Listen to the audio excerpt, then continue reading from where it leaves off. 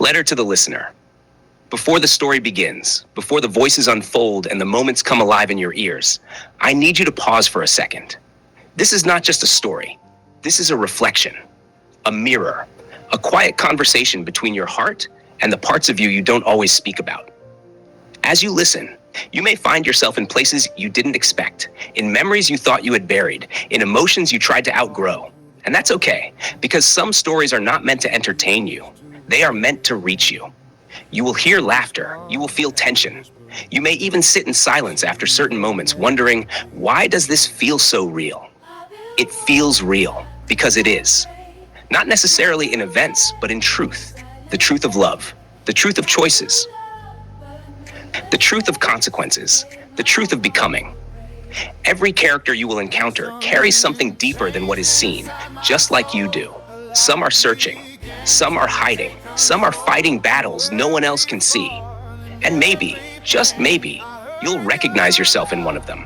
If you do, don't run from it, sit with it. Because growth doesn't come from avoiding what we feel, it comes from facing it. This story was not created by accident. It was written with intention, with weight, with purpose. So whether you're listening in the quiet of your room, driving through a long road, or trying to escape your own thoughts for a moment, I want you to know this. You are not just a listener. You are part of this experience. Let the words settle. Let the emotions breathe. Let the story speak to you in ways no one else can. And when it's all over, don't just move on. Take something with you, a lesson, a realization, a shift. Because the best stories don't end when the audio stops. They stay with you. They change you. So as you begin this journey, listen not just with your ears, but with your heart. Joyfully yours, Okmipo T. Oluwole.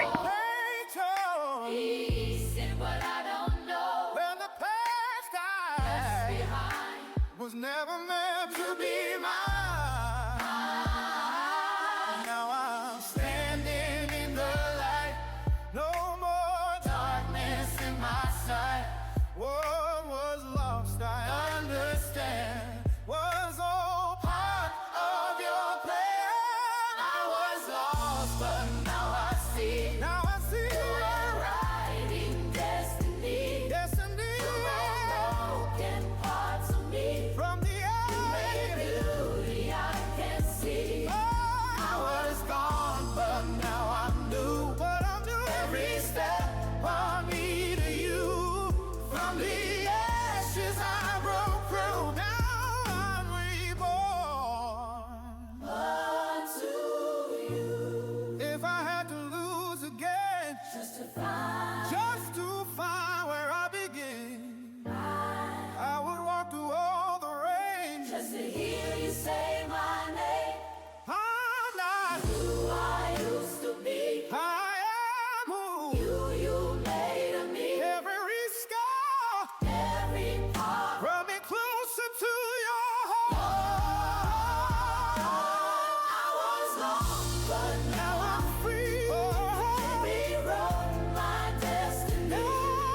Every broken piece of me now shine so beautifully. Shine so bright, but now I knew there was only you. Through the fire, I came through. Now I'm reborn. Forward to you. I'm reborn to you. Chapter 1. The Woman Who Never Died. Death was quiet. That was the first lie Kassandra discovered after she opened her eyes. She remembered the explosion, heat ripping through metal, the scream of alarms, the way Zion's name tore out of her throat before the world folded in on itself. She remembered thinking, at least my children are asleep. She remembered praying in 3 languages she barely spoke anymore. Yoruba from her mother, Korean from her father, English because fear always chose English. Then nothing, until now. Kassandra woke up gasping, lungs burning as if they had never learned air. The ceiling above her was unfamiliar, white, smooth, humming softly with recessed lights. Her body jerked upright on instinct, hands flying to her chest. No wounds, no scars, no pain. Her hands were slim, unmarked, the same hands she had at 25. Her reflection stared back at her from a mirrored wall across the room. Smooth skin, full lips, dark almond eyes, long black hair spilling over her shoulders. Exactly the same. No, she whispered. Her voice sounded young, too young. She slid off the bed, knees weak, heart slamming against her ribs as she staggered toward the mirror. She pressed her fingers into her cheek, then her neck, searching for signs of time. Wrinkles, lines, anything, nothing. The last time she had seen this face, she had been married for 7 years, exhausted but happy, holding the weight of a growing oil empire on one shoulder and 3 children on the other. The last time she had seen this face, she had died. A digital clock blinked red on the wall. March 14th, 2046, her breath caught. No, no, no, no. She turned, searching the room. A hospital? No, too quiet, too luxurious. The sheets beneath her fingers were silk. The floor was polished marble. A massive window overlooked a city she barely recognized. Riverside had grown teeth. Glass towers pierced the skyline where modest buildings once stood. Roads twisted wider, smarter. Drones hummed faintly in the sky like mechanical birds. 20 years. Her knees buckled and she sank to the floor. My children. The word shattered in her mouth. Eleonora had been barely 6 months old when Kassandra died. Soft-cheeked, always reaching for her hair. The twins Asher and Asha had been 5. Loud, curious, forever asking why. They were grown now, and Zion, her chest ached. Zion Webamliel, her husband, her partner, her anchor. The biracial boy from Riverside with a Trinidadian mother who sang while she cooked and a Caucasian father who taught him discipline and restraint. Zion with his warm brown skin, sharp jaw, and eyes that always softened when he looked at her. He would be 45 now. Older, wiser, maybe broken. Would he even recognize her? A soft chime sounded behind her. Kassandra Webamliel, a calm voice said. You have fully awakened. She turned slowly. A holographic interface hovered midair, glowing blue. Welcome back. Her blood ran cold. Back? From where? A pause, almost respectful. From death. Chapter 2. The Name That Stopped Time. Zion Webamliel had learned how to keep his face still. Grief had taught him. Boardrooms full of men feared his silence more than his anger. At 45, Zion had become a monument. Tailored suits, salt threading his hair, eyes sharp as cut glass. The oil empire he and Kassandra had built from nothing had exploded after her death. New contracts, new fields, new power. The world called him brilliant. Riverside called the Webamliel family untouchable. His children called him dad with careful love. But at night, when the house quieted, Zion still slept on one side of the bed. The door to his private office slid open. Sir, his assistant said, voice tight, there's someone here. Zion didn't look up. Schedule it. She refused to leave. That made him glance up. She gave your security a name, the assistant continued. She said it belongs to her. Zion's jaw tightened. People say many things. She said her name is Kassandra. The world stopped. The pen slipped from his fingers, clattering loudly onto the desk. That's not funny, Zion said softly. No one's laughing, sir. Zion stood slowly. Every movement felt heavy, like his body knew before his mind did. Where is she? The east living room. He walked. Each step felt like walking into a memory he had buried alive. The doors opened, and there she was, standing by the window, sunlight wrapped around her like it had always known her. Same posture, same quiet strength, same face that haunted his dreams. 20 years younger than him, exactly as she had been the morning she died. His breath left him in a broken sound. Kassandra? His voice cracked despite himself. She turned, and when she looked at him, really looked at him, her eyes filled with tears. Zion, she whispered. That was it. That was the sound that shattered 20 years of discipline. He took a step back, heart pounding violently. This isn't real. She crossed the room slowly, afraid to move too fast, afraid he'd disappear. I know what you're thinking. I would think it too. How do you know, he demanded, that I hate being touched when I'm working? She stopped. Because you always flinch. How do you know, his voice shook now, that my mother sings when she's nervous?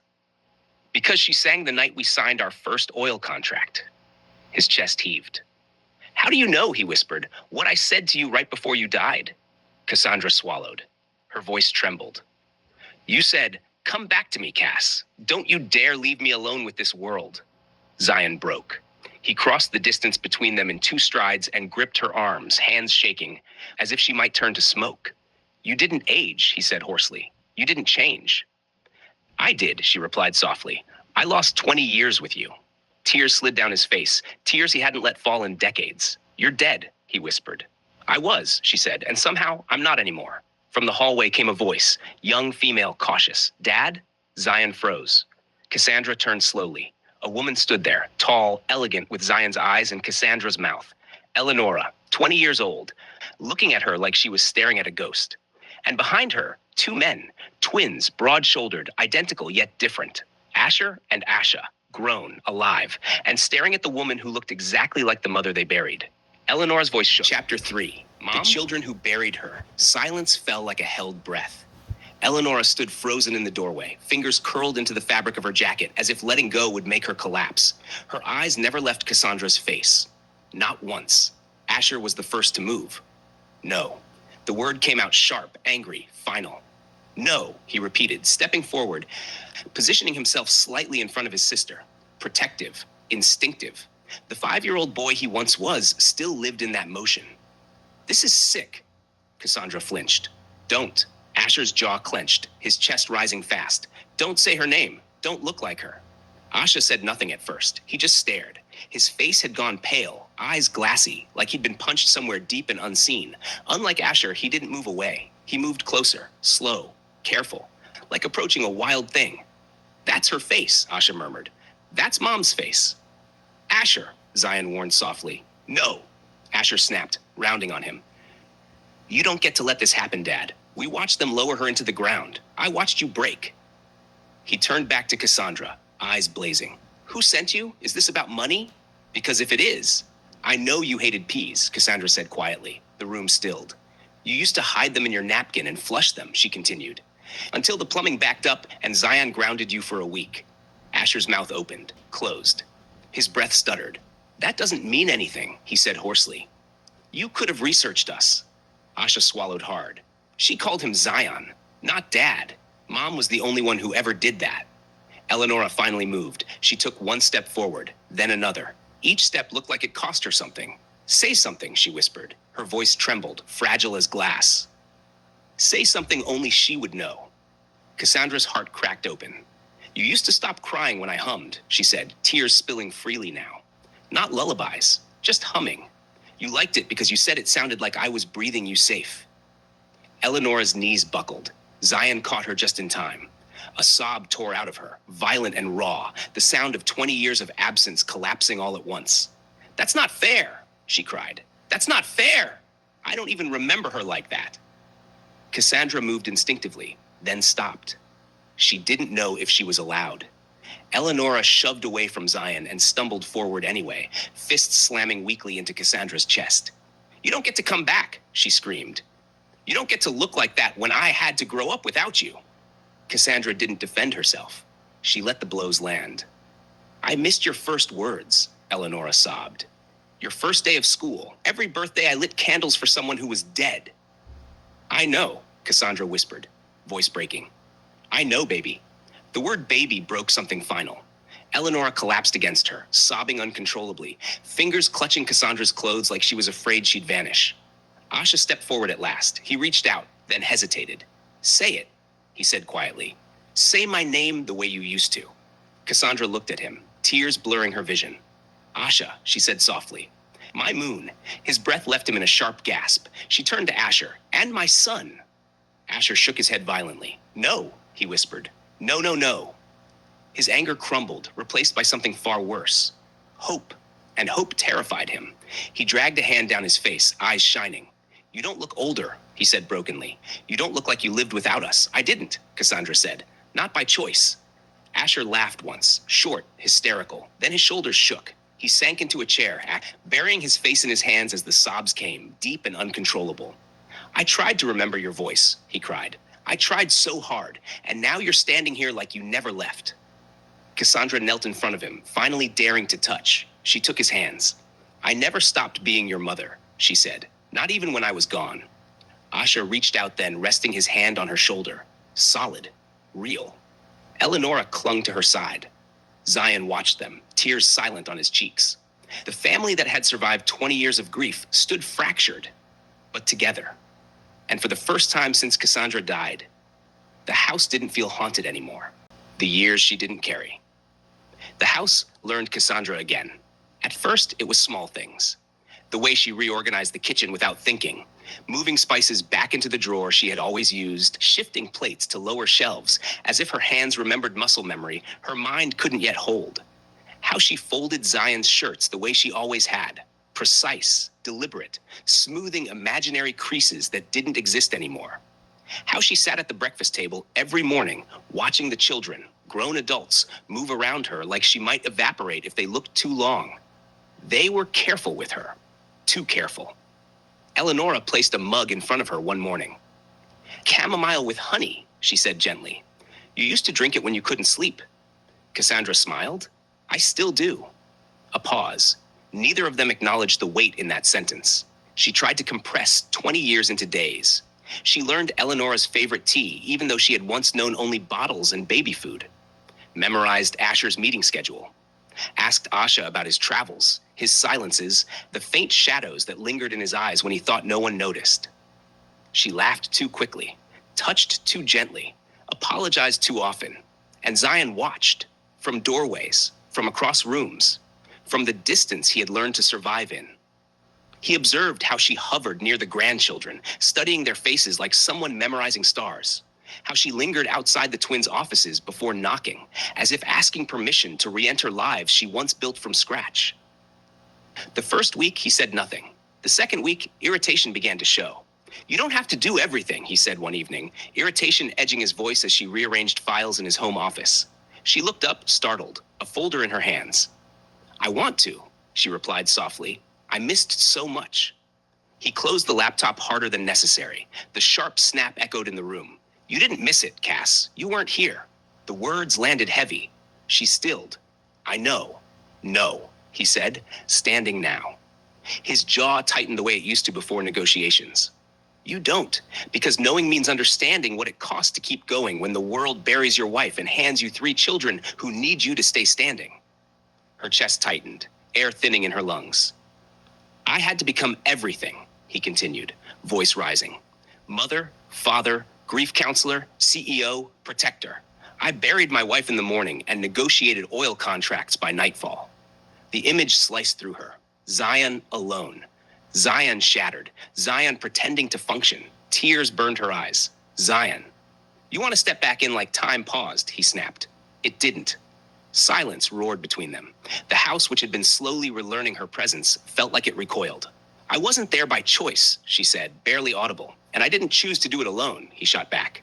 That landed differently. Less anger, more exhaustion. Her hands trembled as she placed the folder down. "What do you want from me?" she asked. He laughed once, not amused. "That's the problem. I don't know." They stood there, 2 people who had loved fiercely, who had built something from nothing, now strangers stitched together by memory and obligation. "You died," he said quietly now. "I held your body, Cass. I identified you. I buried you." Her breath hitched. "I visited that grave every Sunday for 10 years. She closed her eyes. "Do you know what that does to a man? To stand in front of cold stone and talk to it like it might answer?" "I'm here now," she whispered. "Yes," he said. "And I don't know what to do with that." That was the truth beneath everything. He didn't know how to grieve a miracle. That night, they slept on opposite sides of the bed again. The mattress felt too wide, too aware. Cassandra lay on her back, staring at the ceiling, listening to his breathing, steady, controlled, practiced. This was the rhythm of a man who had trained himself not to unravel. She turned slightly. "Zion?" Silence. Then, "What?" "I don't expect you to pretend." He didn't answer. "I don't expect you to forget the years I didn't carry." That made him shift. "I can't undo what you endured," she continued, "but I can stand beside you now." He exhaled slowly. "You don't know the version of me that survived you." "Then let me meet him." Another long silence. "You're still 25, he said finally. "You look at me like I'm the same man who kissed you goodbye that morning." "I'm not." "I know you're not," she said softly. "And I'm not the same woman either." He turned then, finally facing her in the dim light. "You didn't age." "I did," she replied. "Just not in ways you can see." His eyes searched hers, as if trying to locate proof of that. "You missed the tantrums," he said quietly. "The first heartbreaks, the boardroom betrayals, the nights Asher wouldn't speak, the way Asha started carrying his anger like armor. Eleonora asking me why God needed you more than we did." Her tears slipped silently now. I learned how to answer questions I didn't believe, he continued. I learned how to cook, to braid hair, to sit in silence when there were no answers. She reached toward him but stopped midway, unsure if she had the right. I'm proud of you, she said, for surviving. He swallowed. I didn't survive, he replied. I adapted. That word felt heavier than grief. After a moment, he reached across the space between them, not fully closing it, but resting his hand near hers. Not touching. Not yet. I don't hate you, he said quietly. I just don't know how to fit you into the man I had to become. Her voice trembled. Then we build again. A long pause. We don't rebuild what we had, she added. We build what we are now. He studied her face in the dark, older in experience, younger in appearance, both familiar and foreign. Slowly, he said. Yes, she agreed, slowly. Outside, the estate lights dimmed one by one. Inside, the distance between them remained, but it was no longer a canyon, just space. And space, she knew, could be crossed. Eventually. Chapter 5. The weight of staying days passed. Some were gentle, some were unbearable. The house had grown used to silence long before Kassandra's return. Now it held a different kind, one that pressed against the walls and lingered in corners like unsaid words. The air itself felt cautious, as if the estate were learning her all over again. Zion would reach for her absent-mindedly in the morning, his hand crossing the sheets out of habit, then stop midway, fingers curling back into his palm, as if remembering she did not belong to the man he had become. Kassandra would pretend not to notice. She would lie still, eyes open, loving him quietly. Loving the version of her husband forged by pain she never carried. Loving the new lines etched around his mouth. The silver threading through his hair. The strength in him that looked less like fire and more like steel. He had hardened, and she did not know how to soften him without breaking him. One afternoon, searching for something to occupy her restless heart, she found an old photo album tucked away in the study. It had been placed behind legal binders and financial reports, as if memory had been filed away with quarterly earnings. She sat on the floor, knees drawn to her chest, turning pages slowly. Renuka Wabamliel smiled from the photographs. Zion's mother, whom Kassandra had always affectionately called Mama Webam, radiant even through scarves wrapped gently around her head. In one picture, she held baby Eleonora close, her frail arms protective and proud. In another, she stood in the estate garden, thin but defiant, one hand lifted as if blessing the air itself. Kassandra's voice trembled in the quiet room. Is she sick? I haven't seen Mama Webam or Papa Webam. I haven't seen my mother or father either. I've missed them.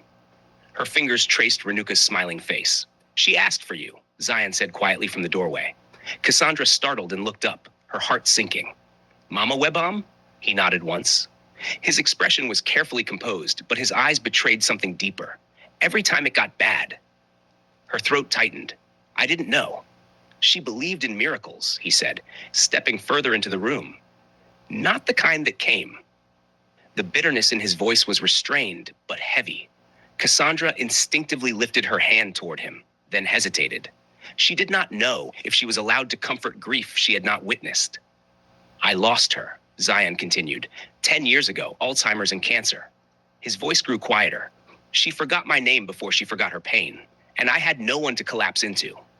The admission settled between them, raw and unpolished. I would have been there, Kassandra whispered. That's the problem, he said, pain sharpening his tone. You weren't. The words were not cruel. They were true. Something inside her fractured. I wake up every day knowing my parents buried me, she said, tears spilling freely now.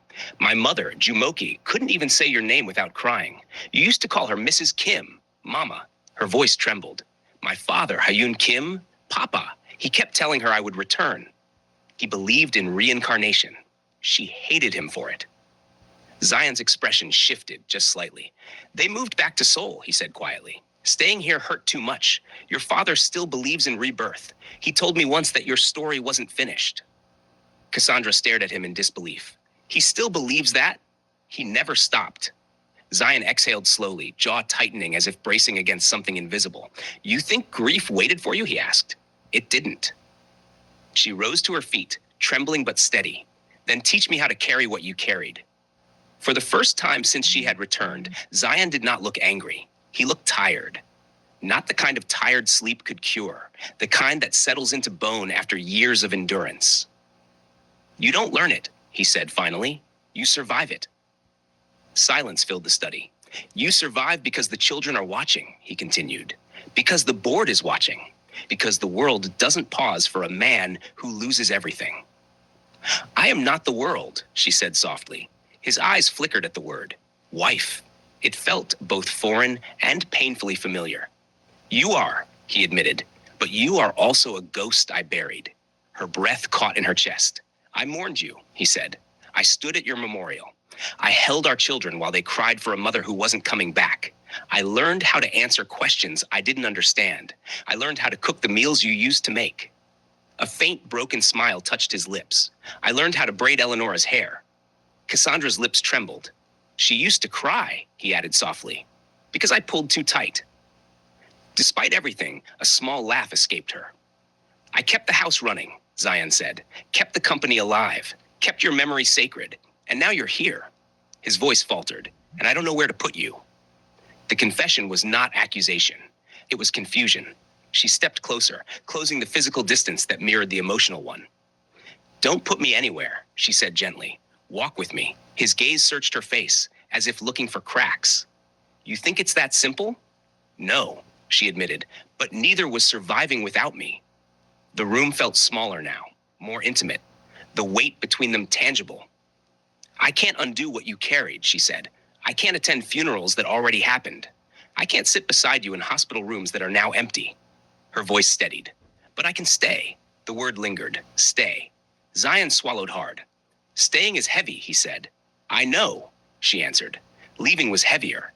He studied her as though measuring the strength of her promise. You'll see parts of me that aren't gentle, he warned. Grief changed me. I already see them. You'll hear things from the children. Questions, resentments. They grew up without you. I know. And if they're angry, they have the right. He watched her carefully. Why are you fighting so hard? He asked. She did not hesitate. Because I still love you. The simplicity of it disarmed him. I loved you every day I was gone, she continued.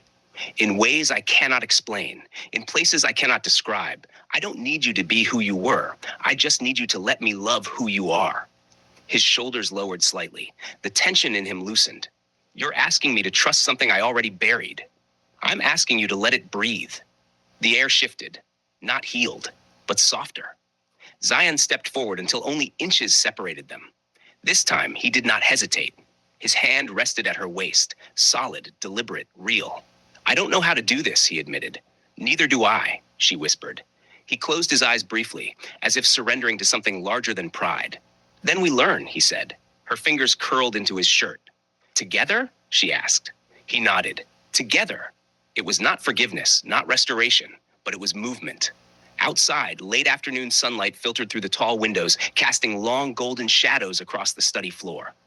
The estate once again listened, and this time, it heard them choosing to stay. Forgiveness is not a door. The argument came 2 nights later. It was ugly. Not loud at first, but sharp. The kind that builds slowly, like pressure behind glass. It started over something small. I'm coming to the board meeting tomorrow, Kassandra said casually, standing near the kitchen island while reviewing notes on her tablet. Zion didn't look up from his phone. No? She blinked. No? You don't understand the current structure, he replied evenly. The market isn't what it was 20 years ago. She stiffened. I helped build this company, she said carefully. I sat in those rooms. I negotiated those contracts.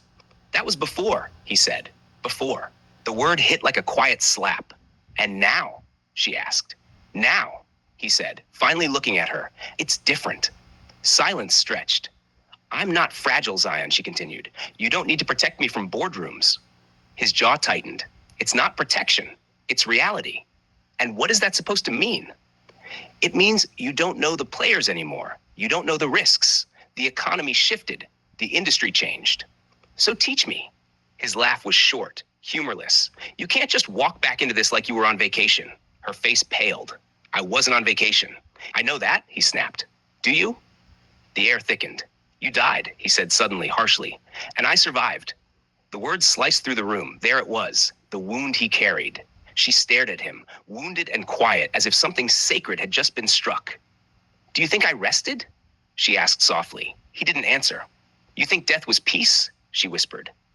I woke up alone, without you, without them, without my parents, without a body that aged with time. Her voice cracked, but she didn't stop. I lost 20 years too. He looked at her then, really looked. There was no accusation in her eyes, just grief. I came back to find my children grown, she continued. To find my mother grieving a coffin with no body in it. To find your mother buried. To find your father older. To find you changed. Her breathing grew uneven. I wasn't floating somewhere in comfort, Zion. I was disoriented, confused, a stranger to myself. He ran a hand through his hair, pacing now. You don't understand what it was like, he said, voice rougher than before. Holding our children while they asked me where you were, watching them cry themselves to sleep. I know I wasn't here. That's not the same as knowing what it cost. She swallowed hard. You had funerals, he continued. You had hospital rooms. You had contracts to sign with swollen eyes. I had to become someone else to survive. He stopped pacing. I became harder, he admitted. Colder, calculated. I stopped expecting miracles. Her chest tightened at that. I know, she said gently. You don't, he shot back, but there was less force in it now. I see it, she corrected softly. I see how you walk into rooms and command them, how you don't hesitate anymore, how you don't bend. He didn't deny it. I had to, he said, and I'm not asking you to undo that. Then what are you asking? She stepped closer, careful, as though approaching something fragile. I'm asking to stand beside you again. His expression shifted, pain flashing across it. You don't just get to step back into a position you left. I didn't leave. You weren't here. The truth hung heavy. She nodded slowly. Then let me earn it. His brows furrowed. Earn it? Yes, she said. Not as a ghost, not as the woman you buried, but as the woman standing in front of you now. Silence. He looked tired again. I became someone you don't know, he admitted quietly, and I don't know how to let you love him. There it was. Not anger, fear. She stepped even closer, her hands trembling slightly. Then let me learn him. He held her gaze. I don't smile the way I used to. I've noticed. I don't trust easily. You shouldn't. I don't believe things will just work out. Neither do I. He frowned slightly, surprised. You think I came back believing everything would be easy? She asked. I came back to a house that moved on without me, to children who built lives without me, to a husband who had to bury me. Her voice softened. I'm not asking you to forget what happened. I'm asking you not to punish me for surviving it. The words lingered between them. He leaned against the counter, exhaling slowly. You being here feels like reopening a wound I finally learned to live with. And me not trying would mean letting that wound define us forever. He closed his eyes briefly. Forgiveness isn't a door, Cass, he said. It's not something I open and suddenly everything resets. I don't want reset, she replied. I want forward. He studied her carefully. You think love fixes this? No, she said honestly, but love is why we fight for it. His shoulders lowered slightly. You frustrate me, he muttered. A faint smile touched her lips. I used to. You still do. The tension cracked, just a little. I don't want to compete with the man you had to become, she said. I want to know him. He hesitated. And if you don't like him? She shook her head. I already see him. The strength, the restraint, the way you carry everything without asking for help. That's not someone I reject. Her eyes filled. That's someone I'm proud of. The words disarmed him. He looked away first. You make it sound simple. It's not, she whispered. It's daily. It's awkward. It's uncomfortable. She reached for his hand. But it's ours. He didn't pull away. Not this time. Their fingers intertwined. Tentative, uncertain, real. I don't know how to forgive something that changed me, he admitted. You don't have to forgive all at once, she said. Just don't shut the door. He let out a slow breath. I'm still angry sometimes. I know. I still feel like I did it alone. You did. Her agreement startled him, but you don't have to keep doing it alone. The kitchen felt quieter now, not resolved, but softer. He lifted his hand, brushing his thumb across her knuckles almost absent-mindedly. Don't push me too fast, he warned. I won't. Don't expect me to pretend. I won't. He nodded slowly. I'll come to the meeting, she added gently. Not to lead, not to reclaim anything, just to listen. He hesitated. Then, sit beside me, he said. Her breath caught. Okay, it wasn't victory. It wasn't absolution. But it was space. And sometimes healing doesn't arrive like a grand apology or a dramatic embrace. Sometimes it arrives in small permissions, small compromises, small moments where two people decide not to walk away. Forgiveness didn't happen that night. There was no sweeping declaration, no sudden erasure of pain, but something softened. And sometimes that's how healing begins.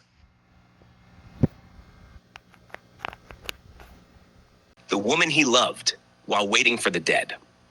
Veronica Smith was the only person who had known Zion before everything, before oil fields and billionaire evaluations, before Riverside bowed to the name Wabamli Ale, before grief hardened him into a man who learned how to survive without softness. She knew him as a boy in Greenwich, Connecticut, awkward, brilliant, too serious for his age. The kind of child who carried books thicker than his wrists and spoke in full sentences when everyone else was still fumbling through slang. She remembered his mother's laughter echoing through PTA meetings, his father's quiet authority on soccer sidelines, the small colonial house near the trees where ambition hadn't yet outgrown its walls. Back then, Zion was not intimidating. He was thoughtful, curious, hungry for more, but still gentle. Veronica had been 2 years ahead of him in school, confident, observant, the kind of girl who noticed things other people missed. She noticed how he flinched when teachers underestimated him, how he softened whenever his mother entered a room, how he worked harder than everyone else without making noise about it.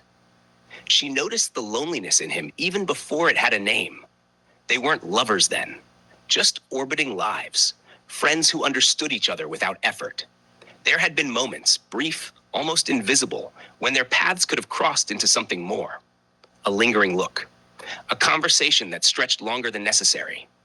But life, as it often does, moved them forward before anything could take root. Time separated them the way it separates most young people. Colleges, cities, marriages, continents. Zion left for bigger worlds. Veronica stayed close to home, married a man who loved her deeply, built a life that felt stable and kind. And then life fractured. Kassandra died, and a year later, Veronica's husband did too. 2 different funerals, 2 different states, the same hollow silence afterward. Grief did not introduce them again. It recognized them.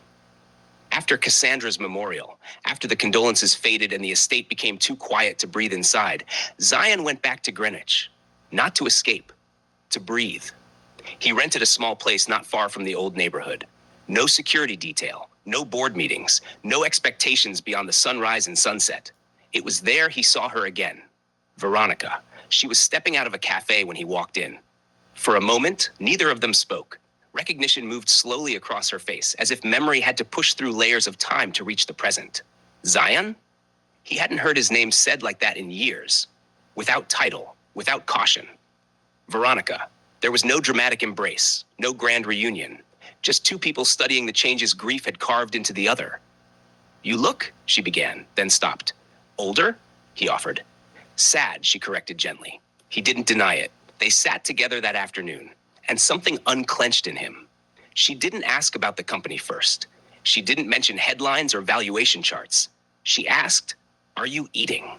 The question startled him, not because it was profound, because it was human, because no one had asked him that since the world had turned him into something else.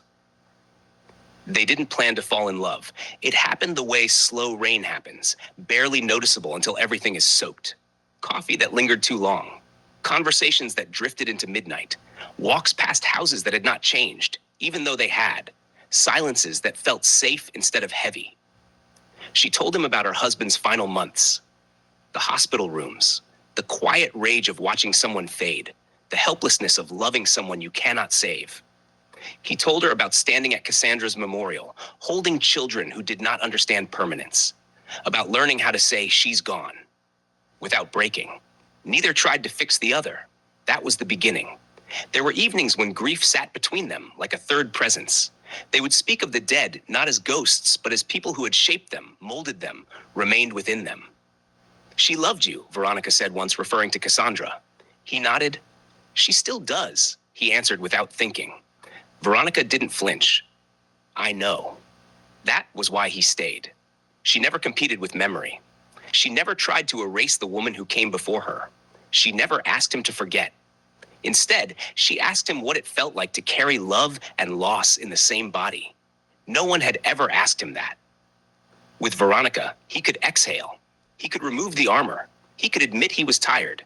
She saw the boy from Greenwich still inside the man who commanded oil empires. She reminded him that he used to laugh easily, that he once believed in impossible things. And slowly, carefully, they crossed the line between comfort and something deeper. The first time their hands brushed, it was accidental. The second time, it was not. He hesitated. She didn't push. If this is just loneliness, she told him quietly, we should be honest about that. It's not, he said. But part of him wondered, was he loving her, or was he loving the relief she brought? The quiet, the absence of expectation. The nights he stayed at her house were different. No board calls, no crisis briefings, no children knocking on doors with questions about grief. Just stillness. And in that stillness, he found something dangerous. Peace. When he brought her to Riverside months later, the estate shifted, not loudly, but noticeably. The children were polite, reserved, watching. Veronica did not try to mother them. She did not sit in Kassandra's chair at the dining table. She did not rearrange rooms. She did not overstep. She existed beside Zion, not in front of his past. She understood what it meant to love a widower. She understood what it meant to love someone who was still loving someone else. There were nights he would wake from dreams, Kassandra's voice echoing in the dark, her laughter cutting through memory like light. Veronica would not ask him what he saw. She would simply reach for his hand, ground him. Grief doesn't cancel new love, she told him once. It just makes it more complicated. He looked at her then, searching for resentment. There was none. That frightened him, because it meant she was real, not a distraction, not a temporary refuge, but a woman choosing him, even with his fractures. He never stopped loving Kassandra. That was the truth he carried quietly, and Veronica knew it. Love isn't a competition, she said one evening, standing on the estate balcony overlooking the river. It expands, or it suffocates. You deserve someone whole, he replied. She smiled faintly. No one is whole after loss. For a time, they were steady, not explosive, not dramatic, but steady. She brought warmth back into rooms that had grown too rigid. She reminded him that survival did not have to mean isolation. And he loved her. Not the way he had loved Kassandra, but in a way that felt grown, deliberate, earned. He loved her for not demanding a resurrection, for not asking him to erase the dead in order to choose the living. And then, Kassandra returned. The impossible happened. The dead woman came back, and everything Zion had rebuilt trembled. Because loving Veronica had not been betrayal. It had been survival. But survival becomes complicated when the miracle arrives. Veronica did not scream. She did not accuse. She did not fall apart the way lesser love might have. She looked at him with quiet devastation and said only one thing. I knew this might happen. He stared at her, confused, shaken. You never stopped waiting, she said gently, even when you thought you had. And that was the cruelest truth of all. He had loved her. He had chosen her. He had built something real with her. But somewhere deep inside, in the quietest, most hidden part of his soul, he had still been waiting for the dead. Veronica Smith was the woman who held him while he grieved. The woman who loved him while he rebuilt. The woman who asked for nothing but honesty. The woman who understood that love does not replace, it expands. And sometimes the hardest love to release is the one that saved you while you were drowning. Chapter 8. The Confession. Zion told Kassandra on a Thursday evening. The children weren't home. The house felt too large for the truth it was about to hold. It was one of those quiet evenings where silence did not feel peaceful. It felt like something waiting. The kind of silence that pressed against the walls, lingered in corners, and settled into the spaces between breaths. The chandelier above them glowed softly, casting warm light across the living room. Everything looked beautiful, untouched, perfect. But the air was heavy. Zion stood near the edge of the room, hands resting in his pockets, shoulders tense in a way that betrayed him. He had been pacing earlier, Kassandra had noticed, but now he was still, too still. I loved someone, he said quietly. The words did not echo. They landed. Kassandra didn't flinch. She had felt it before he ever spoke it aloud, some invisible shift, some absence that grief alone could not explain. There had been a distance in him that wasn't just loss. Something layered, something lived. She had felt it in the way he sometimes paused before touching her, in the way his eyes held memories she did not recognize. Who? She asked softly. Her voice was calm, but her fingers curled slightly against her dress, gripping fabric as if it could steady her. Veronica Smith. The name settled between them. It wasn't sharp. It wasn't violent. It carried no menace. Just history. Just truth. Connecticut, Kassandra murmured. Zion nodded slowly. She knew me before you. There was something in his voice when he said it. Not affection, not longing, but acknowledgement. As if he were honoring a chapter he could not deny, even if he wished he could erase it. Kassandra swallowed. Her lips trembled for only a second before she steadied them. Did you love her? Like you loved me? The question was quiet, but it was the kind of quiet that demanded honesty. Zion closed his eyes. For a moment, he didn't answer.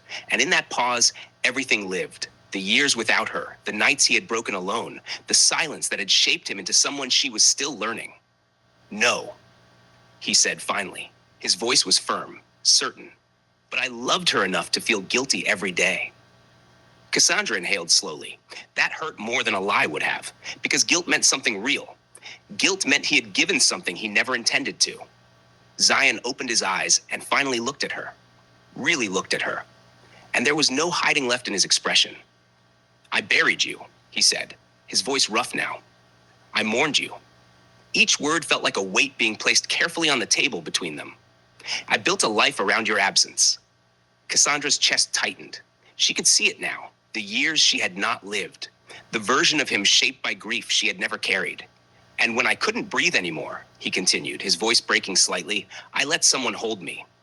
The room went still, not quiet, still, as if even time paused to listen. Kassandra lowered herself slowly onto the couch. Her movements were controlled, deliberate, like if she moved too fast, something inside her would shatter. Her mind was not racing, it was sinking into the realization that life had continued without her in ways she had never imagined. I don't blame you, she said. Zion blinked. That wasn't what he expected. There was no anger in her voice, no accusation, just truth. I blame time, she continued. Her eyes lifted to meet his again, and this time there was pain, deep, aching, honest pain, but not directed at him. And fate, she added. Her voice trembled slightly now. And whatever power thought this was fair. Zion let out a broken laugh. It escaped him before he could stop it. Not because anything was funny, but because it was too much, too complicated, too human. She deserved more than a man still married to a ghost, he said quietly. There was no bitterness in his tone, only regret. Cassandra's gaze softened. And I deserve more than a man punishing himself, she replied. That landed differently. Zion's head dropped slightly, his jaw tightening. Because she was right. He had been punishing himself, not just for loving Veronica, but for surviving Kassandra, for continuing to live in a world where she didn't. Zion shook his head slowly. You came back, he said, almost as if he still didn't fully believe it. There was wonder in his voice, but also fear, because her return didn't erase what had happened. It complicated it, deepened it, forced it into the light. Kassandra stood then, slowly, carefully, as if reclaiming space in a life she was still learning how to stand in. I didn't come back to erase your survival, she said. Her voice was steady now, grounded, certain. She took a step toward him, then another. I came back to live. The words didn't demand anything. They didn't accuse. They didn't rewrite the past. They simply existed. Zion looked at her, really looked this time, not as a memory, not as a ghost, but as a woman standing in front of him, alive, breathing, choosing. And for the first time since she returned, he didn't look torn. He looked undone.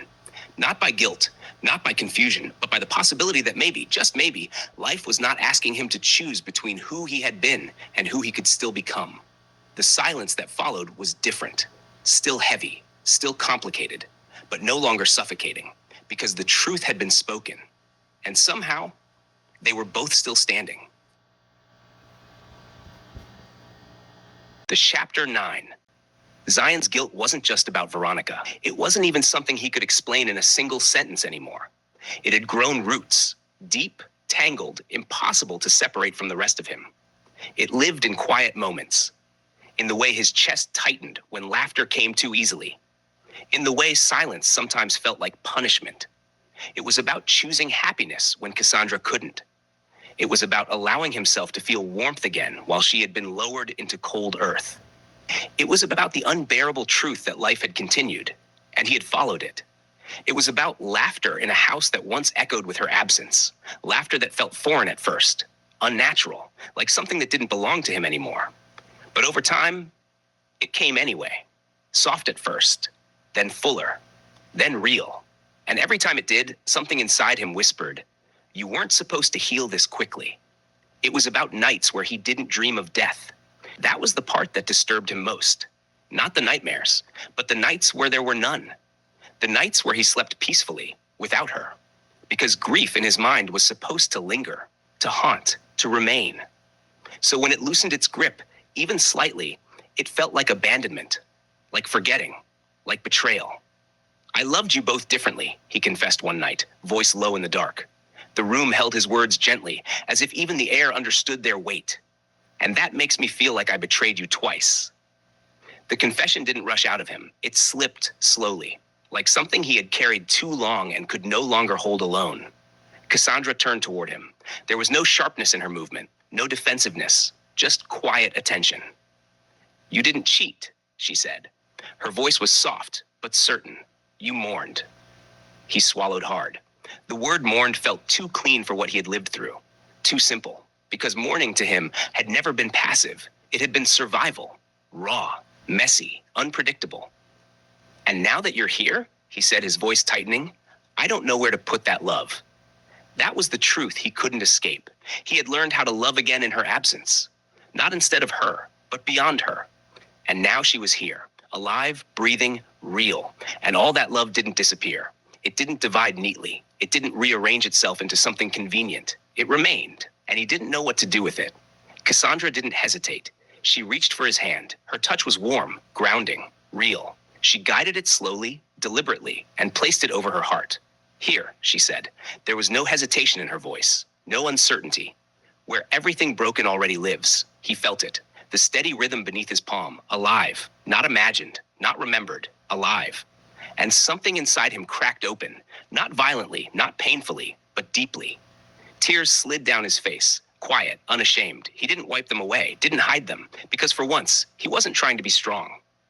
"I would have wanted you to survive," she whispered. Her voice softened even more, almost blending into the quiet between them, even if it meant loving someone else. That was the moment. Not dramatic, not loud, but undeniable. Something inside Zion shifted, not erased, not undone, but loosened. Like a grip he had kept on himself finally began to release. That was when he finally forgave himself. Not completely, because healing doesn't happen in a single breath, because guilt doesn't disappear just because it's understood. But enough to feel the weight lift slightly, enough to inhale without resistance, enough to exist without questioning whether he deserved to. But enough to breathe. Chapter 10. Letting the past rest. Veronica called 1 week later. The name lit up his phone while he was in his study, late afternoon sun angling across polished wood and glass. For a long moment, Zion only stared at it. The light stretched across the room in long golden lines, catching dust in the air, settling gently against the quiet. It felt like a pause in time. He had known the call would come. He just hadn't known when. The house was quiet. Too quiet. Kassandra had taken a walk through the gardens, reacquainting herself with trees that had grown taller in her absence. Even that felt symbolic. Life continuing, without waiting. The children were out. There was no noise to hide behind, no distraction to dilute what this conversation would mean. His thumb hovered over the screen. He didn't answer at first, not because he wanted to avoid her, but because he understood that once he did, something would close. Not abruptly, not painfully, but permanently. And some endings deserved a steady voice. The phone stopped ringing. The silence that followed felt louder than the call itself. A minute passed. Then it rang again. This time he answered, Veronica. He kept his tone gentle, not distant, not overly familiar, just honest. There was a breath on the other end, controlled, measured, but present. I wasn't sure if you'd pick up, she said. I wasn't sure either. A faint exhale, almost a laugh, not bitter, not forced, just real. How is she? Veronica asked. He didn't pretend not to know who she meant. She's here, he said simply, alive. Silence followed, not chaotic, not shocked, just full. She's back, he told her. The words still felt unreal, even now, a pause. Then Veronica said softly, I always knew she would be. He closed his eyes. You did? Yes. Her voice carried no weight of resentment, no bitterness, no quiet accusation. Not literally, I'm not mystical, but there was always a part of you that never said goodbye. He absorbed that, let it settle, because she was right. I never wanted to compete with a memory, she continued, and I never felt like I was. You weren't, he said quickly. You weren't a replacement. I know, and she did. That was what made this harder and easier all at once. So am I, he replied. Another silence stretched between them, this one softer, edged with inevitability. She needs you, Veronica said. Yes, and you need her. He didn't argue, because truth didn't require defense. That doesn't mean what we had wasn't real, she added.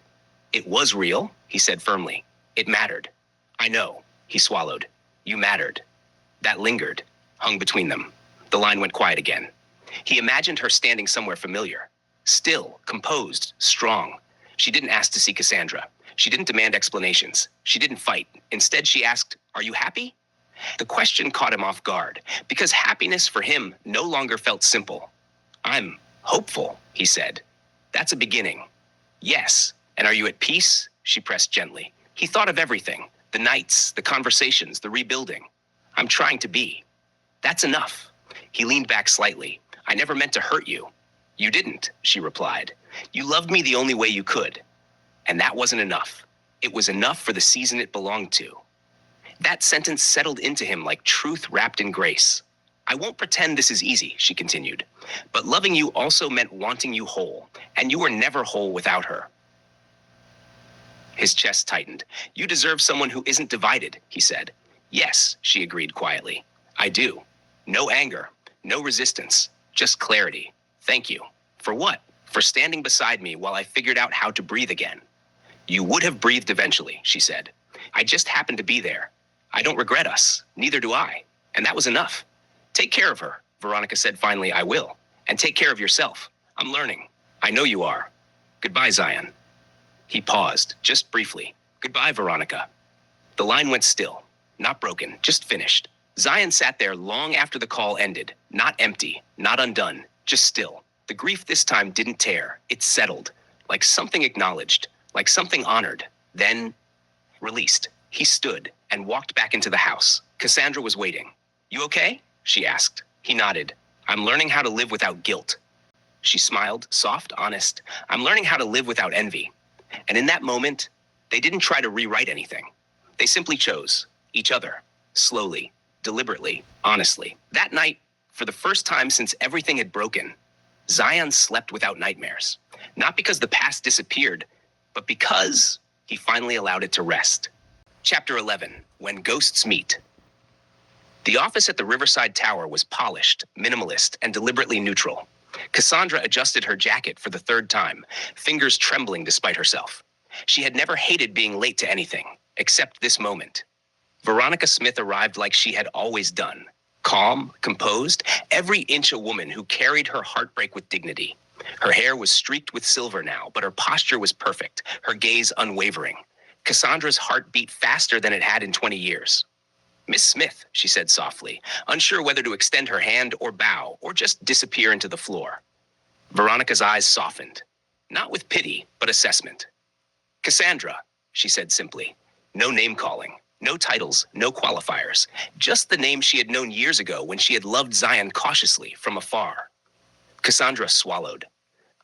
I know this is difficult. It's surreal, Veronica admitted. I've seen grief. I've lived with loss. But this is a first. She tilted her head slightly. You've come back. Yes, Kassandra said, voice trembling.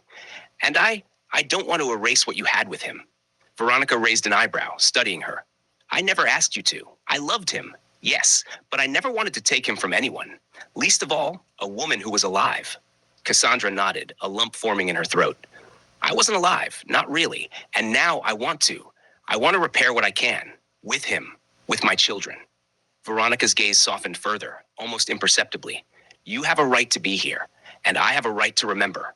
Nothing more, nothing less. There was silence then, the kind of silence that held decades of love, regret, and impossible longing. Kassandra took a careful step forward. He loved you. He survived because of you. I know that. I can't pretend otherwise. Veronica gave a faint, sad smile. And he's here, with you. That's how it should be. Kassandra exhaled shakily. I was afraid you'd see me as some threat. Veronica shook her head slowly. I don't see threats, only truth. You only truth. You're alive, and that changes everything. But it doesn't erase the past, or the love we shared. It just places it somewhere different. Cassandra's eyes glistened with tears. And him? How do I share him with the memory of you? Veronica's smile was soft, almost maternal. You don't share him. You let him be fully yours. I've long since made peace with what was, and now you're his life, his love. That's enough. For the first time in decades, Cassandra felt a strange lightness. Not relief, exactly. Not yet, but a clarity. Veronica was not an enemy. She was a witness, a bridge, a part of Zion's history she could acknowledge without shame. Veronica extended a hand, just a hand, simple, human, not ceremonial. Welcome back, she said quietly. Cassandra took it, firm, careful, respectful. Thank you. And in that small, measured gesture, the tension of years melted just a little. Past and present stood side by side, acknowledging one another without tearing the world apart. Veronica left soon after, composed, dignified, a quiet exhale of the past. Cassandra remained in the office, alone, thinking about the paradox of life, that sometimes to love fully, you had to forgive fully, others and yourself. And when Zion finally returned home that night, she was ready to meet him again, not as a ghost, not as a memory, but as the woman who had survived death itself. Chapter 12, Torn Between Two Mothers. The living room smelled faintly of coffee and vanilla. Cassandra had asked Zion to call the children together. She wanted honesty. She wanted a chance to rebuild, to reconnect. What she didn't realize was how fragile their hearts were. Eleonora sat on the couch first, arms folded tightly. Asher leaned against the window, jaw tight. Asha slouched near the bookshelves, eyes distant. Cassandra took a deep breath. There's something you need to know, she said softly. The children's eyes flicked to her immediately. I met Veronica Smith today, Cassandra began. She was a part of your father's life after I died. For a heartbeat, no one said anything. Then Asha's voice came, quiet, almost a whisper. Why did you have to come back, Mom? Cassandra froze. The words stabbed deeper than anything she could have imagined. I didn't want to hurt you, she said, voice trembling. I came back to love all of you, to be part of your lives again. Eleonora blinked, but it was Asher who spoke next, muttering under his breath, bitterly, almost to himself. Dad was about to propose to her. Cassandra's chest tightened. She had known Zion had loved Veronica, but to hear it from the children, from the ones she had given birth to, it was a different pain. Is that true? She asked quietly. The children avoided her gaze, uncomfortable. Finally, she took a deep breath, her voice breaking but firm. Then, I need to ask you something. Honestly now. If you had to choose, who do you prefer? Me or Veronica? The room was quiet, heavy. Asha, who had whispered before, looked down and shrugged. Veronica? He said softly. Asher, leaning against the wall, muttered under his breath. Veronica, obviously. Eleanor's voice trembled, but there was no denying it. Veronica. Cassandra's hands trembled. Her legs gave way, and she sank onto the nearest chair. Tears streamed down her face.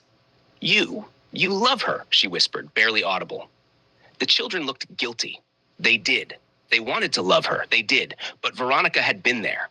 She had fed them when they cried, laughed with them when they were children, and filled the empty spaces Cassandra had left behind. She had been their mother too. Cassandra could feel her heart cracking in half. She stood up slowly, voice shaking. I understand, she said. I can't fight what's already in your hearts. Without another word, she walked to the bedroom, closing the door softly behind her. The sound of her sobs echoed through the quiet house. The children sat there, frozen. Asher broke first, rubbing his face. We didn't mean to. She was there, Mom, Eleonora whispered. We love you too, but Veronica, she's part of us. Asha sat silently, staring at the floor. I feel guilty, he murmured, but I can't lie. Down the hall, Cassandra cried. 20 years of absence, 20 years of pain, and now this, the family she came back to didn't need her. At least, not like before. And yet, buried deep in the anguish, a thought whispered, they're alive, they're happy. That's all that matters. But right now, all she could feel was emptiness. The sound of leaving Zion heard it before he reached the door, a scream, raw, animal, torn straight from the chest. He froze in the hallway. Cassandra. Another sound followed, the scrape of a zipper, the thud of drawers pulled too hard, the unmistakable roll of suitcase wheels against marble. Panic surged. He pushed the bedroom door open. Cassandra was on her knees by the bed, clothes half folded, half thrown, hands shaking as she crammed pieces of a life back into a suitcase that had never existed before tonight. Her face was red, eyes swollen, breath broken into jagged pieces. Cassandra, where are you going? Zion asked, voice hoarse. She didn't look at him. I need space, she said, struggling to stand, dragging the luggage toward the door. Space to think. Cass, stop. She finally turned, pain flashing across her face like lightning. I feel selfish, she said. Selfish for coming back and disrupting the life you all built. Selfish for expecting you to leave everything behind for me. Zion stepped closer. That's not. If you were going to propose, she cut in, voice shaking violently, you must have loved her. You don't plan a future with someone you don't love. Her voice cracked completely. Go, she whispered. Go and be happy with Veronica. Zion's chest tightened. That's not what I want. That's what they want, she said, tears spilling freely now. Your children chose her. I can't compete with 20 years of presence. She reached into her bag and pulled out a printed boarding pass, hands trembling. I've already purchased my ticket, she said quietly. I'm going home. His breath caught. Home? Seoul, she whispered. To my parents, to Jumoke and Hayun. They buried a daughter once. I won't make them do it again. She turned the suitcase upright, fingers clamped around the handle like it was the only thing keeping her standing. I'll remove myself, she said, voice numb now. Let you all be happy again. Zion moved fast. He blocked the doorway. You are not leaving like this. She laughed weakly. Like what? Alive? That hit him like a blow. You think I survived 20 years, he said, voice breaking, only to lose you by choice? She shook her head. You survived because of her. No, he said fiercely. I survived because I had children who needed me and a wife I buried but never stopped loving. She faltered. You don't get to decide my happiness for me, he continued, tears streaking down his face now. And you don't get to punish yourself for coming back. Cassandra clutched the suitcase handle harder. I heard them, she whispered, every word. Zion swallowed hard. They didn't mean it the way you think. They meant it, she said. And that's okay. Love doesn't divide neatly. Silence stretched between them, thick, aching. You came back to us, Zion said softly. That doesn't mean you have to disappear again. She closed her eyes, fresh tears falling. I don't know how to stay, she whispered, not when my presence hurts everyone. Zion stepped forward and gently took the suitcase handle from her hand. Then don't stay for them, he said quietly. Stay for me. She looked up at him, lost, broken, terrified. And if I can't choose yet, she asked. Then don't, he replied. But don't run. Her knees buckled. Zion caught her before she hit the floor, holding her as she sobbed into his chest, grief racking her body like waves. I'm tired, she cried. I'm so tired of being the problem. You're not the problem, he whispered into her hair. You're the miracle we don't know how to hold yet. The suitcase stood forgotten by the door. The boarding pass slipped from her fingers. And somewhere between staying and leaving, love held its breath. Chapter 14. Children of two loves, Zion didn't slam the door. That was what frightened them most. He walked downstairs slowly, every step heavy with restraint. The living room was chaos. Eleonora on the couch, crying openly. Asher pacing like a caged animal, hands in his hair. Asha standing frozen near the window, eyes red, chest rising too fast. They looked up when they saw him. Not their powerful father, just a man who had buried a wife and almost lost her again. What did you say to her? Zion asked quietly. No one answered. What? He repeated, voice steady but dangerous. Did you say to my wife? Asher broke first. She asked us, he said hoarsely. She asked us to choose. Zion closed his eyes for a moment. When he opened them, they were wet, and you answered. Asha's voice trembled. We didn't mean to hurt her. You did, Zion said simply. You shattered her. Eleonora slid off the couch and dropped to her knees. Dad, please, she sobbed. We love Mom. We do. Veronica was there. She held us when you couldn't. She showed up to everything. She taught me how to braid my hair. I know, Zion interrupted softly. His voice cracked. I know what she did for you. I was there too. Asher punched the wall lightly, frustration spilling over. We didn't ask for Mom to die, and we didn't ask for her to come back either. Everything feels wrong no matter what we choose. Asha finally looked at Zion, tears streaming freely now. I whispered something I can't take back, he said. I asked why she had to come back. I didn't mean it like that, I swear. I was just scared. Zion's chest tightened. She heard you, he said. The room collapsed. Eleanor let out a scream, raw and broken. No, no, no! Asher dropped into a chair, burying his face in his hands. We're monsters. No, Zion said firmly. You're children who grew up too fast. He took a breath, steadying himself. She's upstairs packing, he continued. She thinks leaving will make you all happy again. Asha lunged forward. No! Eleonora scrambled to her feet. We didn't mean that. We don't want her gone. Asher's voice broke. We just don't know how to have two moms in our hearts without feeling like we're betraying someone. Silence. Then Asha spoke again, quieter now. Maybe we need help. Zion looked at him. With what? With reminding Mom she belongs, Asha said. With helping us explain what we don't know how to say. Eleonora wiped her face. What if we invite Papa Lupa and Mama Lupa? Zion stilled. Grandpa and Grandma Kim, she continued hurriedly. They lost her too, Sis Helen, and Grandpa always believed she'd come back. Maybe they can help her stay.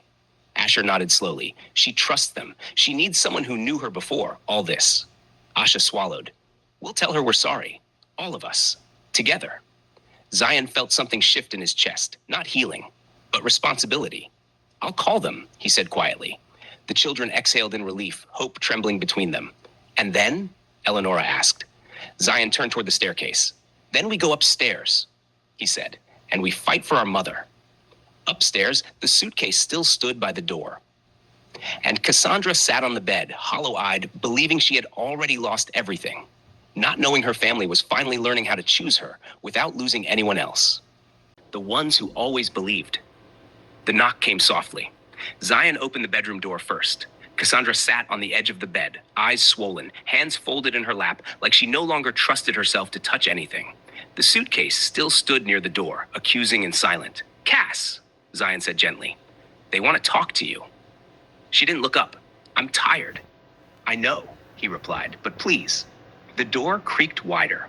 Eleonora entered first. She didn't speak. She just walked to her mother and fell to her knees, wrapping her arms around Kassandra's waist like she had done as a child, like muscle memory had finally won. I'm sorry, Mommy, she sobbed. I'm so sorry. I didn't know how to love you without feeling like I was hurting someone else. Asher followed, eyes red, voice shaking. We were wrong to make you choose. You shouldn't have asked, and we shouldn't have answered like that. Asha stepped last. He knelt too. I said something unforgivable, he whispered, and I don't expect you to forget it, but please don't leave us again. Kassandra's breath caught. Her arms trembled as she wrapped them around all three of them, pulling them close, pressing her face into their hair like she had dreamed of doing for 20 years. I'm your mother, she cried.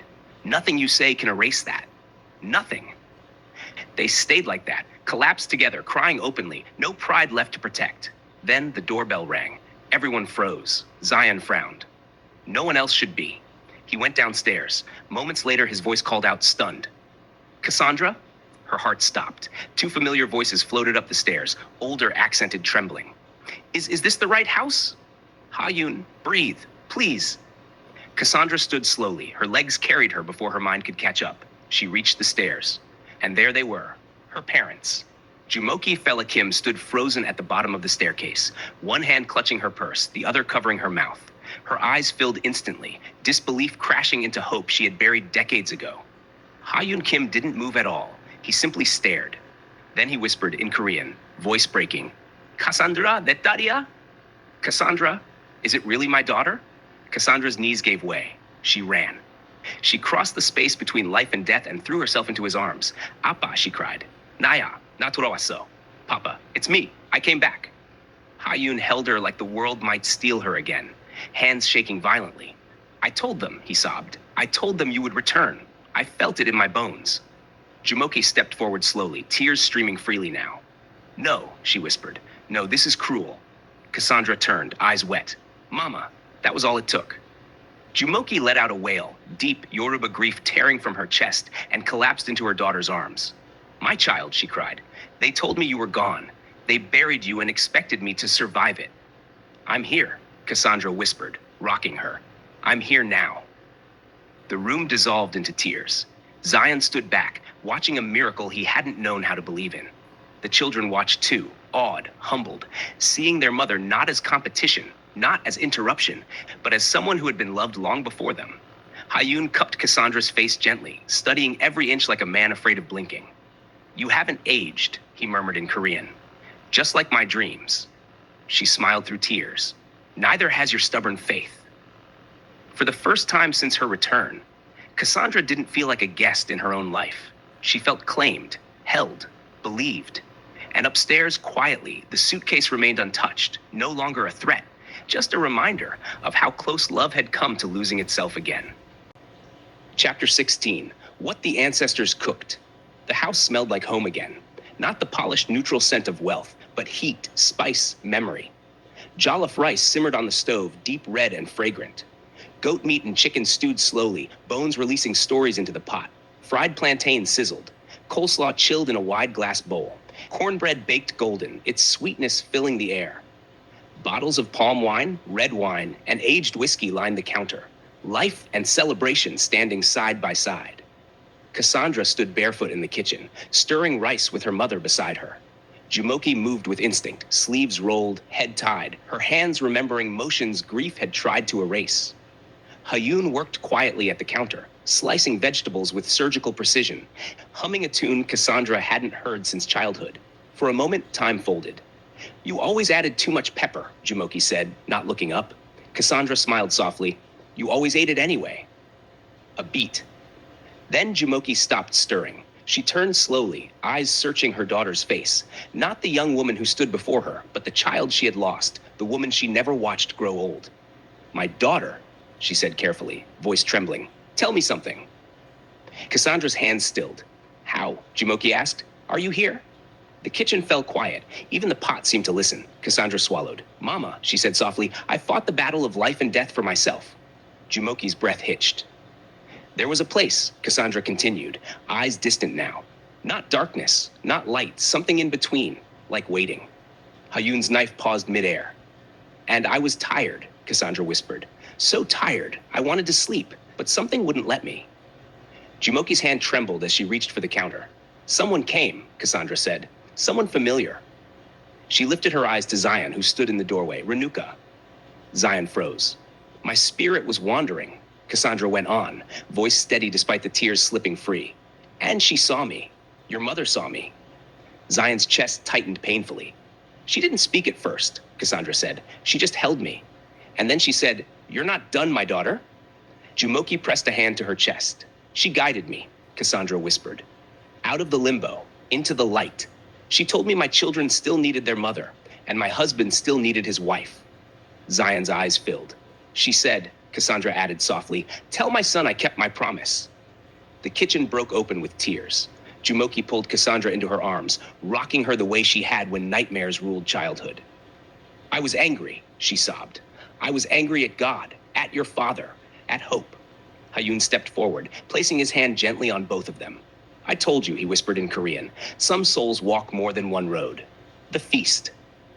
They ate together that night. Everyone. Laughter threaded carefully through tears. Plates overflowed. Glasses clinked.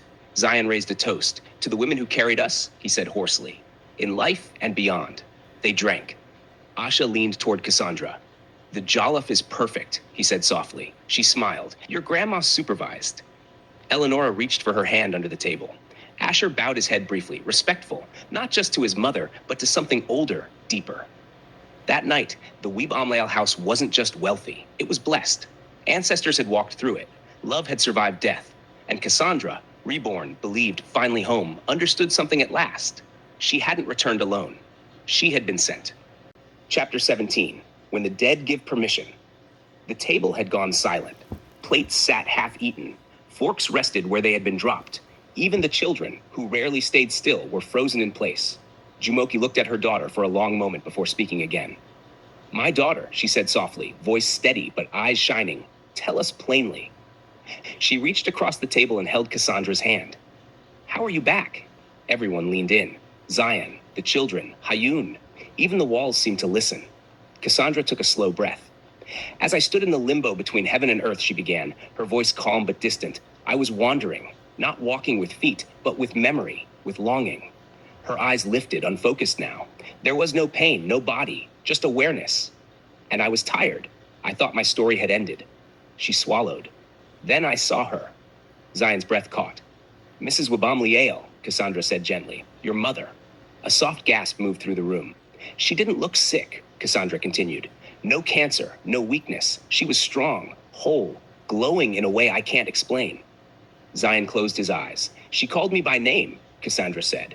And she said, why are you standing here when your family is still calling you? Eleanora's hand flew to her mouth. She told me, Kassandra went on, that Zion needs me, that my children need me. She said it again and again, like she was afraid I wouldn't hear it. Her voice trembled. We walked together for a long time, talking, remembering, looking. For what? Asha whispered. For the light, Kassandra replied. Hayun nodded slowly, as if this confirmed something ancient. When we finally found it, Kassandra said, tears sliding down now, it was small at first, like a door barely open. She turned to Zion. And then, Ma, your mother pushed me. A sharp inhale rippled through the room. Not roughly, Kassandra added quickly. Gently, purposefully. She smiled through tears. She said, go, I've raised my son. It's your turn again. Zion broke. His shoulders shook as he bowed his head, grief and gratitude colliding inside his chest. And then, Kassandra finished softly, I fell.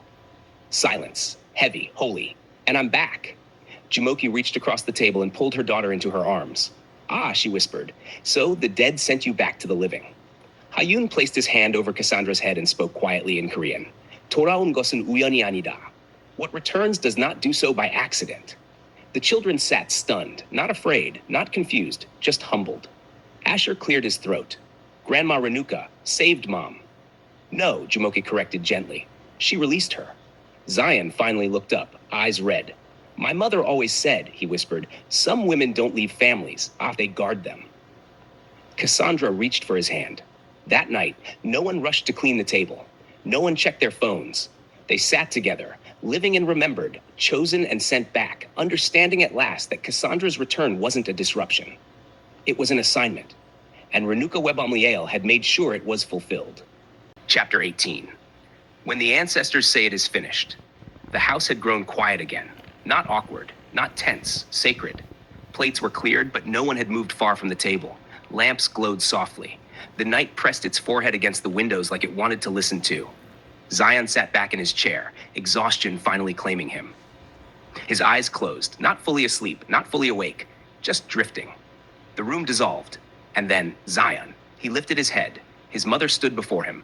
Not sick, not thin, not tired. Renuka Wabamliel looked the way she had when he was a boy, upright, radiant, wrapped in calm authority. Light clung to her without blinding.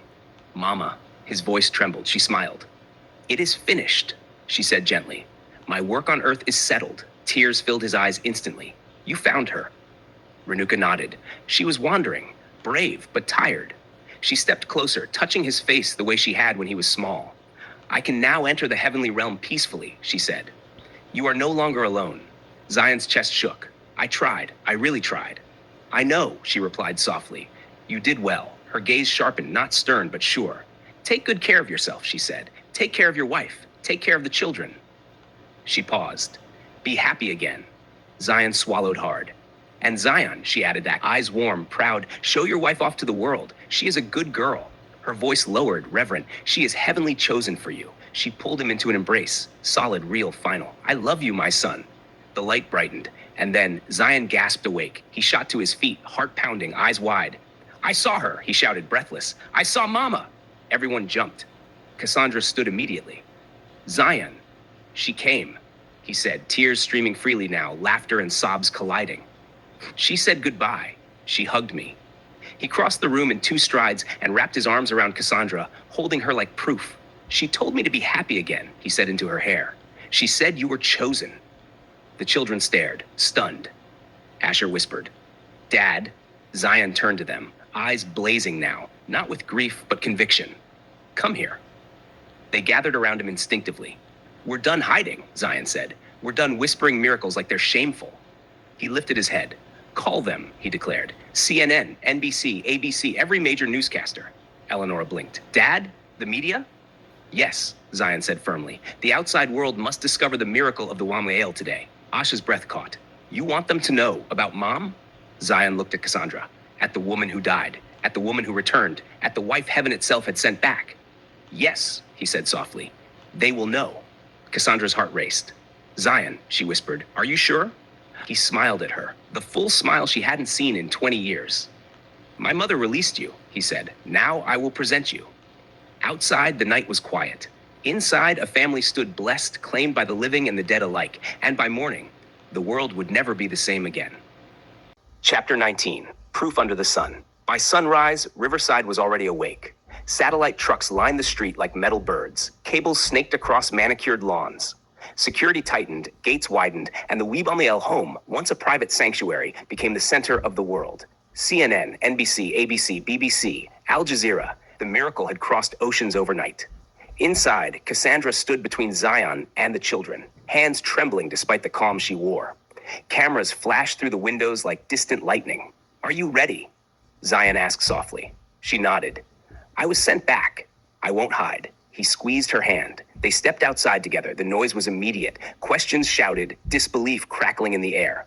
Mr. Wamliel, how do you explain this? Mrs. Wamliel, were you declared dead? Is this a hoax? Is this science or faith? Zion lifted his hand. Silence followed, not because they were quiet, but because his presence demanded it. My name is Zion Wamliel, he said steadily. 20 years ago, my wife died. I buried her. I mourned her. I raised our children without her. He turned slightly, placing his hand on Cassandra's back. And today, I stand before you with the same woman, alive. Gasps rippled through the crowd. This is not spectacle, Zion continued. This is my family. The children stepped forward. Asher cleared his throat. Meet our mother, he said, voice cracking. Asha laughed nervously through tears. She cooks better than all of us. Eleonora wiped her eyes. And she's real. The world leaned in. Then, a black car pulled into the driveway.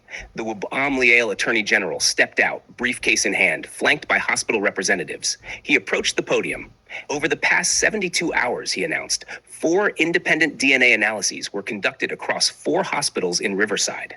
A murmur rolled through the press. One test between Mrs. Kassandra Kim Wamliel and each of her 3 children. Screens behind him lit up. 99.999% maternal match. Gasps turned into shouts. And a 4th test, he continued, between Mrs. Kim Wamliel and her father, Mr. Ha-Yoon Kim. Another screen. 99.999% paternal relationship confirmed. Silence. The kind that only truth can create. There is no discrepancy, the Attorney General concluded. No fabrication, no substitution. He stepped aside. Zion moved forward again, emotion rising. Meet Kassandra Kim Wamliel, he said proudly. My wife.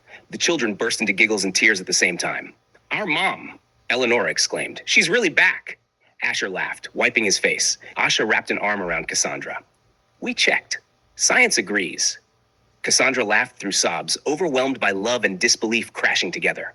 Across the world, phones buzzed, news tickers exploded, churches prayed, scientists argued, skeptics fell silent. And in Connecticut, Veronica Smith watched the broadcast in stillness. She smiled. She came back, she whispered. Of course she did. From that day on, Zion didn't hide his family. He walked with Kassandra through boardrooms and charity galas, through campuses and conferences, through streets where people stopped just to look at the woman who returned from death. Hand in hand, everywhere, every day. Not as proof, but as pride, and as the world struggled to understand what had happened. The Wamliel family stood together, laughing, crying, living, knowing one truth for certain. Love had outlived death. And this time, it came with receipts. Chapter 20, My Daughter in Love. The house had finally learned how to breathe again. The frenzy of cameras had moved to the gates. The miracle had been proven, repeated, dissected, debated. Inside, life slowed just enough to feel human. The car arrived without sirens. Zion looked up from the window and smiled softly. He's here. Cassandra's heart fluttered. Your dad? He nodded. Timothy Wamliel stepped through the front door carrying nothing but himself. Tall, silver-haired, posture still straight from years of discipline and old-world restraint. His eyes moved slowly, absorbing the house, the noise, the change. Then they found her. Kassandra stood near the staircase, hands clasped, unsure of herself, in a way she hadn't been since she returned. Timothy froze. The world fell quiet. He took one step forward, then another. Love, he said gently. Her breath caught. He had always called her that. Never my daughter-in-law, never Zion's wife, just love. Cassandra's eyes filled instantly. Daddy Timothy, that did it. The composure he had perfected across decades finally broke. He opened his arms and she walked into them without hesitation. He held her like a man holding something he once lost and never believed he would touch again. I knew, he whispered into her hair. I knew your story wasn't finished. She laughed through tears. You always said I was too stubborn to stay dead. And too loved, he replied. Zion watched, throat tight, chest full. You were always my daughter, Timothy continued softly. From the moment you called me dad without hesitation. A man doesn't need blood to claim what love has already chosen. Kassandra pulled back just enough to look at him. I missed you. He smiled. I talked to you every morning, even when you couldn't answer. They sat together later, quiet, no audience. Timothy listened as Kassandra spoke of limbo, of Renuka, of being sent back. He nodded, absorbing every word. She finished her work, he said calmly. Now she can rest. Kassandra reached for his hand. She loved you so much, he squeezed her fingers, and I will love you enough for both of us. The children hovered close, watching, learning what family looked like when love didn't bargain or compete. Timothy looked around the room, at Zion, at Kassandra, at the children. This house, he said, voice steady, has been restored. Zion smiled, emotion thick in his voice. Welcome home, Dad. Timothy nodded once, then turned to Kassandra again. My daughter in love, he said warmly, I'm glad you came back. And for the first time since she crossed back into the world of the living, Kassandra felt it completely. She wasn't just accepted, she was claimed.